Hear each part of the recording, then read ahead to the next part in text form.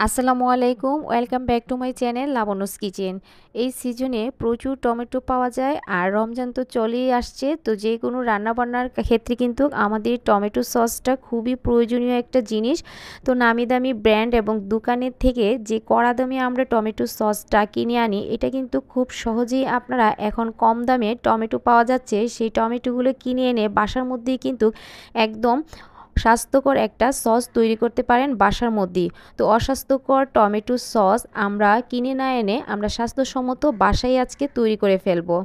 তো চলুন, খুব সহজেই আজকে আপনাদেরকে তৈরি করে দেখাবো টমেটো সস কিভাবে তৈরি করা হয়। তো আজকে আমি যে রেসিপিটা তৈরি করব, টক ঝাল মিষ্টি টমেটো হট সস। তো তার জন্য আমি নিয়েছি এখানে 5 কেজি টমেটো। দেখুন টমেটোগুলো দেখতে কতটা সুন্দর এবং লোভনীয়।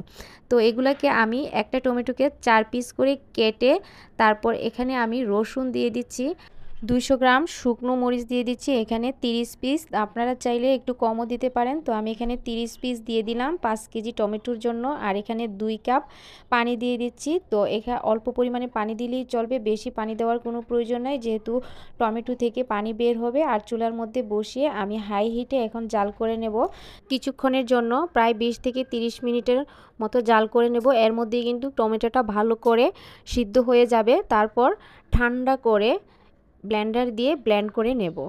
তো আপনারা যাদের ঘরের মধ্যে ব্লেন্ডার নেই, আপনারা চাইলে কিন্তু ডাল ঘুটনি দিয়ে ভালো করে গুটে তারপর চেলে নিতে পারেন। তো দেখুন এর মধ্যে কিন্তু আমার টমেটোটা কিন্তু একদম স্মুথভাবে গলে গিয়েছে। আর এর মধ্যে একটা হ্যান্ড উইচ দিয়ে এইভাবে একটু নেড়ে চেড়ে মিশিয়ে ভালো করে ঠান্ডা করে নেব।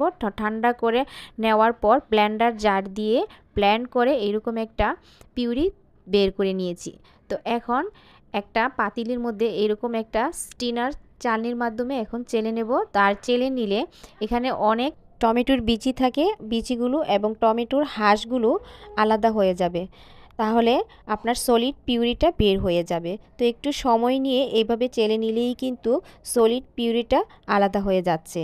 তো দেখুন কতগুলা টমেটোর বিচি এবং হাঁস হয়েছে। তো এইভাবে সম্পূর্ণ টমেটোর সসটা আমি এইভাবে চেলে নিচ্ছি।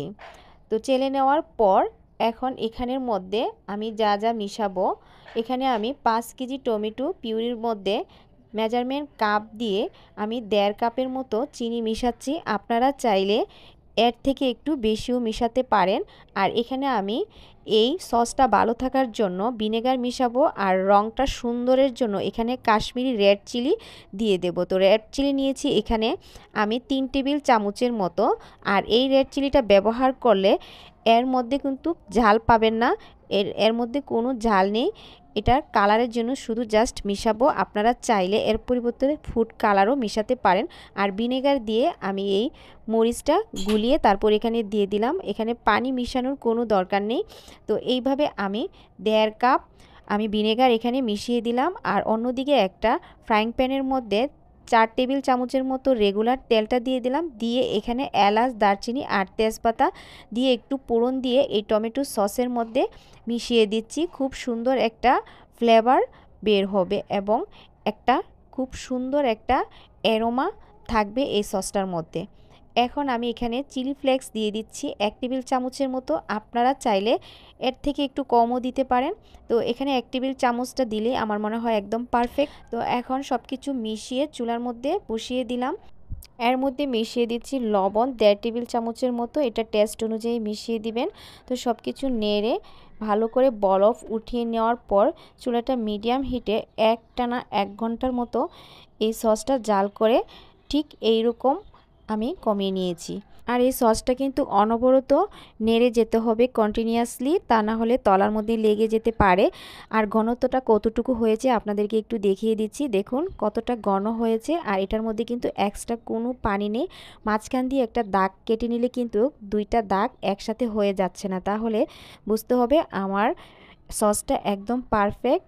তো এখন ভালো করে ঠান্ডা করে এইরকম একটা কাচের জার পরিষ্কার করে ধুয়ে এখন আমি একটা এরকম টুয়ের মাধ্যমে সসটা এই বোতলের মধ্যে ঢেলে নিচ্ছি।